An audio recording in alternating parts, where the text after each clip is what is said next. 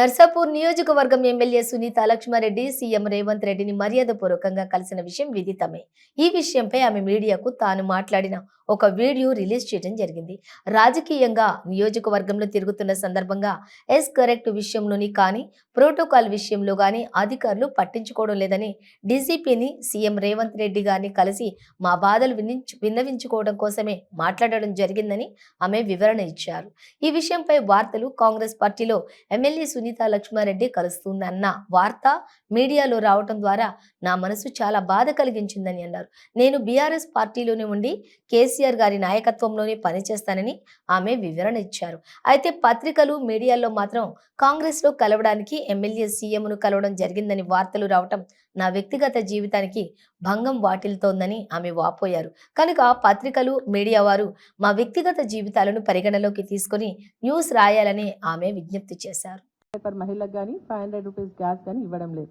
So ఇవన్నిటి కూడా మేము మాట్లాడుతూ మాకు ఆ రోజు మేము క్లియర్గా చెప్పడం జరిగింది ఏంటంటే ప్రోటోకాల్ ఇష్యూస్ వస్తూ ఉన్నాయి, సెక్యూరిటీకి సంబంధించినటువంటి ఇష్యూస్ వస్తూ ఉన్నాయి అని చెప్పడం జరిగింది. దాంట్లో భాగంగానే నిన్న మేము నలుగురం మెదక్ జిల్లాకు సంబంధించినటువంటి శాసనసభ్యులందరం కూడా మరి శివధర్ రెడ్డి గారు అడిషనల్ డీజీ గారికి కలవడం జరిగింది. కలిసి మేము ఎదుర్కొంటున్నటువంటి సమస్యలపైన వారికి చెప్పడం జరిగింది.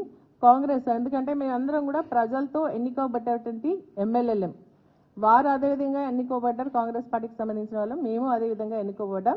కాబట్టి మరి ఈరోజు వాళ్ళని ఒక రకంగా మమ్మల్ని ఒక రకంగా చూస్తూ వారికి ఎస్కాట్ పైలటింగ్ ఇస్తూ మాకు ఇవ్వకుండా ఇబ్బంది పెడతా ఉన్నారు. మరి ప్రోటోకాల్ ఇష్యూస్ వచ్చినప్పుడు మా ఫొటోస్ పెట్టట్లేదు, వాళ్ళ ఫొటోస్ పెడుతున్నారని చెప్పేసి కూడా మేము స్పష్టంగా చెప్పడం జరిగింది. వీటన్నిటిని కూడా మాట్లాడుతున్నటువంటి సందర్భంలో మరి అదేవిధంగా ముఖ్యమంత్రి గారు కూడా అందుబాటులో ఉన్నారన్న ఆలోచనతో వారి దృష్టి కూడా తీసుకెళ్లాలని కర్టెసీగా కలవడం జరిగింది. దానికి మరి ఈరోజు నిజంగా ఏంటంటే పత్రికల్లో పెద్ద కథనాలు వస్తూ ఉన్నాయి, మీడియాలో ఏంటంటే మేము ఏదో పార్టీ మారుతున్నట్టుగా, మరి రహస్య చర్చలు జరుపుతున్నట్టుగా, సీనియర్ నాయకులు ఎవరో మమ్మల్ని టచ్లో ఉన్నారు కాంగ్రెస్ పార్టీకి సంబంధించిన వారని చెప్పేసి చెప్తా ఉన్నారు. దీన్ని తీవ్రంగా ఖండిస్తూ ఉన్నాము. ఎందుకంటే మేము పార్టీ మారే ఉద్దేశం లేదు. మా నాయకుడు కేసీఆర్ గారి పైన పూర్తి నమ్మకం విశ్వాసంతో వారి నాయకత్వము పనిచేయడానికి మేము ఉన్నామని మొన్న కూడా స్పష్టంగా చెప్పడం జరిగింది. మెదక్ జిల్లాకు సంబంధించి మరి నిజంగా కూడా అది టీఆర్ఎస్ గడ్డ, పార్టీకి పెట్టినటువంటి ఇల్లు మెదక్ జిల్లా. ఈరోజు ఆ నమ్మకంతోనే అక్కడ ఉన్నటువంటి ప్రజలందరూ కూడా మరి దాదాపు 10 స్థానాల్లో 7 స్థానాలను మమ్మల్ని గెలిపించడం జరిగింది. మేము కేసీఆర్ గారి నాయకత్వంలో మేము పనిచేస్తాం.